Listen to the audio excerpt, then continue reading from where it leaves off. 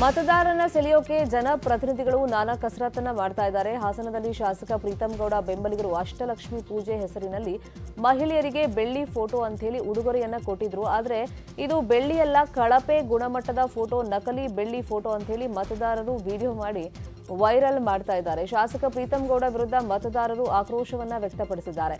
ಪ್ರೀತಂ ಗೌಡ ಬೆಂಬಲಿಗರು ವಾರ್ಡ್ ವಾರು ಹಾಗೂ ಗ್ರಾಮ ಪಂಚಾಯತ್ ವಾರು ಈ ಫೋಟೋಗಳನ್ನ ಹಂಚಿಕೆ ಮಾಡಿದರು.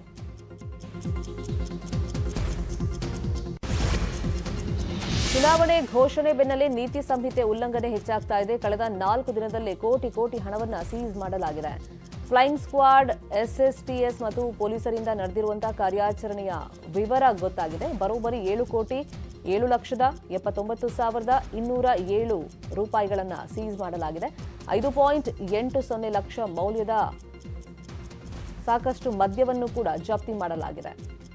ಇನ್ನು 21,76,950 ರೂಪಾಯಿ ಮೌಲ್ಯದ 39.25 ಕೆಜಿ ಡ್ರಗ್ಸ್ ಅನ್ನು ವಶಕ್ಕೆ ಪಡೆಯಲಾಗಿದೆ. 172 ಪ್ರಕರಣ ದಾಖಲಾಗಿದ್ದು 9,58,68,772 ರೂಪಾಯಿ ಮೌಲ್ಯದ ಅಂದ್ರೆ ಹಂಚೋಕೆ ಸಾಮಗ್ರಿಗಳನ್ನು ತಂದಿರಲ್ಲ ಅದನ್ನು ಕೂಡ ವಶಕ್ಕೆ ಪಡೆಯಲಾಗಿದೆ. ಆದಾಯ ತೆರಿಗೆ ಇಲಾಖೆಯಿಂದ 3.90 ಕೋಟಿ ಹಣ ವಶಕ್ಕೆ ಪಡೆಯಲಾಗಿದೆ. ಚುನಾವಣೆ ಘೋಷಣೆ ಬಳಿಕ ಒಟ್ಟಾರೆಯಾಗಿ 39,38,44,847 ಕೋಟಿ ಮೌಲ್ಯದ ಮದ್ಯ, ಡ್ರಗ್ಸ್ ಹಾಗೂ ಹಣವನ್ನು ವಶಕ್ಕೆ ಪಡೆಯಲಾಗಿದೆ ಅಂತ ಹೇಳಿ ರಾಜ್ಯ ಚುನಾವಣಾ ಆಯೋಗ ಮಾಹಿತಿ ಕೊಟ್ಟಿದೆ.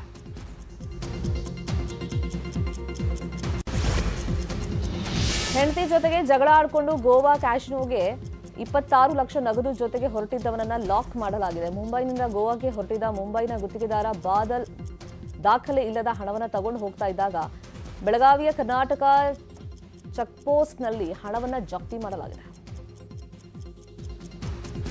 ಇತ್ತ ಅಕ್ರಮವಾಗಿ ಶೇಖರಣೆ ಮಾಡಿದ ಮದ್ಯವನ್ನು ಚಿಕ್ಕೋಡಿ ಪೊಲೀಸರು ಜಪ್ತಿ ಮಾಡಿದ್ದಾರೆ. ತೋರಣಹಳ್ಳಿ ಗ್ರಾಮದ ಮನೆಯೊಂದರಲ್ಲಿ ಶೇಖರಣೆ ಮಾಡಲಾಗಿದ್ದ 370 ಲೀಟರ್ ಮದ್ಯವನ್ನು ಜಪ್ತಿ ಮಾಡಲಾಗಿದೆ. ಶಾಸಕರ ಪುತ್ರನ ವಾಹನ ಚೆಕ್ ಮಾಡದ ಅಧಿಕಾರಿಗಳಿಗೆ ಕಾಗವಾಡ ತಹಶೀಲ್ದಾರ್ ಕ್ಲಾಸ್ ಅನ್ನು ತಗೊಂಡು ಸಾಮಾನ್ಯರಿಗೆ ಒಂದು ನ್ಯಾಯ, ಎಂಎಲ್ಎ ಮಕ್ಕಳಿಗೊಂದು ನ್ಯಾಯನ ಅಂತ ಹೇಳಿ ಚುನಾವಣಾ ಅಧಿಕಾರಿಗಳನ್ನ ತರಾಟೆಗೆ ತಗೊಂಡಿದ್ದಾರೆ. ಕಾಗವಾಡ ಶಾಸಕ ಶ್ರೀಮಂತ್ ಪಾಟೀಲ್ರ ಪುತ್ರ ಶ್ರೀನಿವಾಸ್ ಪಾಟೀಲ್ರ ವಾಹನವನ್ನು ಅಧಿಕಾರಿಗಳು ಚೆಕ್ ಮಾಡೇ ಇರಲಿಲ್ಲ. ವಿಷಯ ತಿಳಿದು ಸ್ಥಳಕ್ಕೆ ಬಂದ ತಹಶೀಲ್ದಾರ್ ಮತ್ತೊಮ್ಮೆ ಈ ರೀತಿ ಆಗದಂತೆ ನೋಡಿಕೊಳ್ಳಿ ಅಂತ ಹೇಳಿ ಸೂಚನೆ ಕೊಟ್ಟಿದ್ದಾರೆ. ಕೋಲಾರ ನಗರದ ಅತಿ ಸೂಕ್ಷ್ಮ ಪ್ರದೇಶ ಕ್ಲಾಕ್ ಟವರ್ ವೃತ್ತಕ್ಕೆ ಎಡಿಜಿಪಿ ಅಲೋಕ್ ಕುಮಾರ್ ಭೇಟಿ ನೀಡಿ ರಾಜ್ಯ ವಿಧಾನಸಭೆ ಚುನಾವಣೆ ಹಿನ್ನೆಲೆಯಲ್ಲಿ ಕಟ್ಟುನಿಟ್ಟಿನ ಕಾನೂನು ಸುವ್ಯವಸ್ಥೆ ಪಾಲನೆಗೆ ಕ್ರಮವನ್ನು ಕೈಗೊಂಡಿದ್ದಾರೆ. IGP Ravikante Gowda, DC Venkataraja, SP Narayan ಜೊತೆಗೆ ಕ್ಲಾಕ್ ಟವರ್ ವೃತ್ತಕ್ಕೆ ಭೇಟಿ ನೀಡಿ ಪರಿಶೀಲನೆಯನ್ನ ಮಾಡಿದ್ದಾರೆ. ಕ್ಲಾಕ್ ಟವರ್ ಬಗ್ಗೆ ನಾನು ಸಾಕಷ್ಟು ಕೇಳಿದ್ದೀನಿ, ಭದ್ರತೆ ದೃಷ್ಟಿಯಿಂದ ಹೆಚ್ಚಿನ ಸಿಬ್ಬಂದಿ ಬೇಕು ಅಂತ ಹೇಳಿ ಎಸ್ಪಿ ಹಲವು ಬಾರಿ ಕೇಳ್ಕೊಂಡಿದ್ದಾರೆ. ನಾನು ಕ್ಲಾಕ್ ಟವರ್ ಸರ್ಕಲ್ ಹೇಗಿರುತ್ತೆ ಅಂತ ನೋಡೋಕೆ ಬಂದಿದ್ದೀನಿ ಅಂತ ಹೇಳಿ ಎಡಿಜಿಪಿ ಅಲೋಕ್ ಕುಮಾರ್ ಹೇಳಿದ್ದಾರೆ.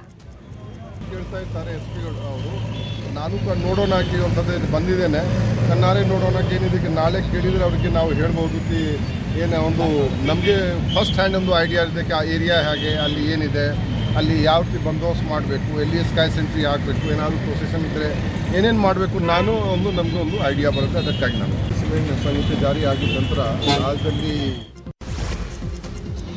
ರಾಜ್ಯ ವಿಧಾನಸಭೆ ಚುನಾವಣೆ ಘೋಷಣೆ ಹಿನ್ನೆಲೆಯಲ್ಲಿ ಜಿಲ್ಲೆಯ ವಿವಿಧೆಡೆ ಚೆಕ್ಪೋಸ್ಟ್ ಅನ್ನು ನಿರ್ಮಿಸಲಾಗಿದೆ. ಕೊಪ್ಪಳದಲ್ಲಿ ಕಾರಟಗಿ ತಾಲೂಕಿನ ಚೆನ್ನಳ್ಳಿ ಚೆಕ್ಪೋಸ್ಟ್ಗೆ ಭೇಟಿ ನೀಡಿದಂತ ಜಿಲ್ಲಾ ಪಂಚಾಯತ್ ಸಿಇಒ ರಾಹುಲ್ ರತ್ನಂ ಪರಿಶೀಲನೆಯನ್ನ ಮಾಡಿದ್ರು. ಚೆಕ್ಪೋಸ್ಟ್ನಲ್ಲಿ ಅಗತ್ಯ ಮೂಲಭೂತ ಸೌಕರ್ಯ ಬಗ್ಗೆಯೂ ಪರಿಶೀಲನೆ ನಡೆದಿದ್ದು ಕಟ್ಟುನಿಟ್ಟಿನ ಕ್ರಮ ಕೈಗೊಳ್ಳುವುದಕ್ಕೆ ಸಿಬ್ಬಂದಿಗೆ ಸೂಚನೆ ಕೊಟ್ಟಿದ್ದಾರೆ. ಚುನಾವಣಾ ನೀತಿ ಸಂಹಿತೆ ಎದುರು ರಾಜ್ಯ ಸರ್ಕಾರ ಅಧಿಕಾರ ದುರುಪಯೋಗ ಮಾಡಿಕೊಳ್ತಾ ಇದೆ ಅಂತ ಹೇಳಿ ಕಾಂಗ್ರೆಸ್ ಆರೋಪಿಸಿ ಮುಖ್ಯ ಚುನಾವಣಾ ಆಯುಕ್ತರಿಗೆ ಪತ್ರವನ್ನು ಬರೆದಿದೆ. ವಿವಿಧ ಇಲಾಖೆಗಳಿಗೆ ಸೇರಿದಂತಹ ಕಾಮಗಾರಿಗಳಿಗೆ ಹಳೆಯ ದಿನಾಂಕ ನಮೂದಿಸಿ ಕಾರ್ಯಾದೇಶ ಪತ್ರವನ್ನು ನೀಡ್ತಾ ಇದ್ದಾರೆ. ಅಲ್ಲದೆ ವಿವಿಧ ಇಲಾಖೆಗಳ ಅಧಿಕಾರಿಗಳಿಗೆ ವರ್ಗಾವಣೆ ಮತ್ತು ಮುಂಬಡ್ತಿ ಆದೇಶವನ್ನು ಕೊಡ್ತಾ ಇದ್ದಾರೆ. ಅನೇಕ ನಿಗಮ ಮಂಡಳಿ ಮತ್ತು ಆಯೋಗಗಳಿಗೆ ಹಳೆಯ ದಿನಾಂಕಗಳನ್ನು ನಮೂದು ಮಾಡಿ ನೇಮಕಾತಿ ಪತ್ರಗಳನ್ನು ನೀಡ್ತಾ ಇದ್ದಾರೆ ಅಂತ ಹೇಳಿ ರಮೇಶ್ ಬಾಬು ಚುನಾವಣಾ ಆಯೋಗಕ್ಕೆ ದೂರನ್ನು ಕೊಟ್ಟಿದ್ದಾರೆ.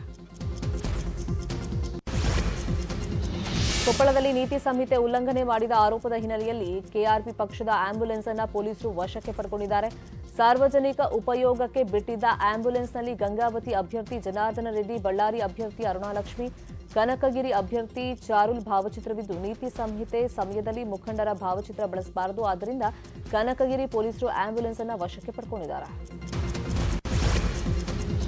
ರಾಮನಗರದ ಸಾತನೂರಿನಲ್ಲಿ ಅಕ್ರಮವಾಗಿ ಗೋ ಸಾಗಾಟ ಮಾಡ್ತಾ ಇದ್ದ ಇರ್ಗಿಶ್ ಪಾಷಾ ಎಂಬಾತನನ್ನ ಹಿಂದೂ ಕಾರ್ಯಕರ್ತರು ಹಿಡಿದಿದ್ರು. ಆದರೆ ವಾಹನ ಸಿಕ್ಕ ಅನತಿ ದೂರದಲ್ಲೇ ಇರ್ಗಿಶ್ ಶವ ಪತ್ತೆಯಾಗಿದ್ದು, ಇರ್ಗಿಶ್ ಸಾವಿನ ಹಿಂದೆ ಹಿಂದೂ ಕಾರ್ಯಕರ್ತ ಪುನೀತ್ ಕೆರೆಹಳ್ಳಿ ಕೈವಾಡ ಇದೆ ಅನ್ನೋ ಆರೋಪ ಕೇಳಿಬಂದಿದೆ. ಹಲ್ಲೆ ಮಾಡಿ ಕೊಲ್ಲಲಾಗಿದೆ ಅಂತ ಹೇಳಿ ಆರೋಪಿಸಿ ನಿನ್ನೆ ಕುಟುಂಬಸ್ಥರು ಪ್ರತಿಭಟನೆಯನ್ನ ಮಾಡಿದ್ರು. ಸಾತನೂರು ಪೊಲೀಸರು ಪುನೀತ್ ಕೆರೆಹಳ್ಳಿಯನ್ನ ಬಂಧಿಸಿ ಅಜ್ಞಾತ ಸ್ಥಳದಲ್ಲಿ ವಿಚಾರಣೆ ನಡೆಸ್ತಾ ಇದ್ದಾರೆ ಅಂತ ಹೇಳಿ ಪೊಲೀಸ್ ಮೂಲಗಳಿಂದ ಮಾಹಿತಿ ಲಭ್ಯವಾಗಿದೆ. ಶಾಸಕ ಮಾಡಾಳ್ ವಿರೂಪಾಕ್ಷಪ್ಪಗೆ ಜನಪ್ರತಿನಿಧಿಗಳ ವಿಶೇಷ ನ್ಯಾಯಾಲಯ ಏಪ್ರಿಲ್ 11ರವರೆಗೆ ನ್ಯಾಯಾಂಗ ಬಂಧನವನ್ನು ವಿಧಿಸಿದೆ. ಇದೇ ವೇಳೆ ಮಾಡಾಳ್ ವಿರೂಪಾಕ್ಷಪ್ಪ ಪರ ಜಾಮೀನು ಅರ್ಜಿಗೆ ಆಕ್ಷೇಪಣೆ ಸಲ್ಲಿಸಲು ಲೋಕಾಯುಕ್ತ ಅಧಿಕಾರಿಗಳಿಗೆ ಸೂಚನೆಯನ್ನ ನೀಡಲಾಗಿದೆ.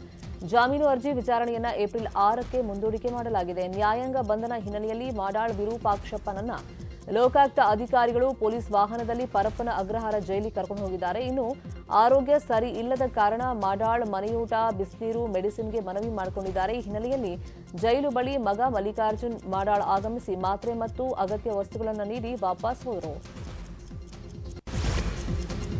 ರಾಜ್ಯದಲ್ಲಿ ಮುಂದಿನ 4 ದಿನಗಳ ಕಾಲ ಮಳೆ ಸುರಿಯುವಂತ ಸಾಧ್ಯತೆ ಇದೆ. ಮುಂದಿನ 48 ಗಂಟೆ ಬೆಂಗಳೂರಲ್ಲಿ ಕೆಲವೆಡೆ ಮೋಡ ಕವಿದ ವಾತಾವರಣ ಇರಲಿದ್ದು, ಸಂಜೆ ಅಥವಾ ರಾತ್ರಿ ಮಳೆಯಾಗಲಿದೆ ಅಂತ ಹೇಳಿ ಹವಾಮಾನ ಇಲಾಖೆ ಮಾಹಿತಿಯನ್ನ ಕೊಟ್ಟಿದೆ. ಅಲ್ಲದೆ ರಾಜ್ಯದ ಹಲವು ಜಿಲ್ಲೆಗಳಲ್ಲಿ ಇನ್ನು 3 ದಿನ ಗುಡುಗು ಮಿಂಚು ಸಹಿತ ಮಳೆ ಆಗಲಿದೆ. ಇನ್ನು ಕರಾವಳಿ ಮತ್ತು ಉತ್ತರ ಒಳನಾಡು, ದಕ್ಷಿಣ ಒಳನಾಡಿನ ಉಳಿದ ಜಿಲ್ಲೆಗಳಲ್ಲಿ ಒಣ ಹವೆ ಮುಂದುವರಿಯಲಿದೆ.